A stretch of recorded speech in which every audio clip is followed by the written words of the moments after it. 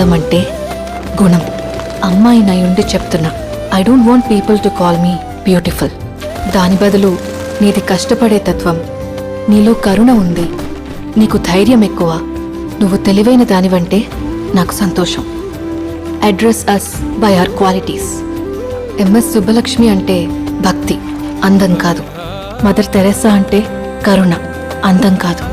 Ayn Rand అంటే తత్వం, అందం కాదు.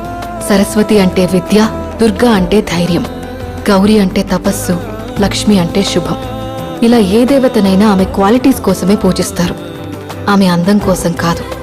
నీ గుణాలే నీ సంతకమవుతాయి, నీ అందం కాదు. అందుకే ప్రపంచము మగాళ్ళలో కాదు, ఆడదే ఆడదాన్ని అందాన్ని దాటి చూసుకోగలగాలి. అలా అందాన్ని దాటి చూస్తే ఆడదానిలో ఒక సముద్రమే కనపడుతుంది.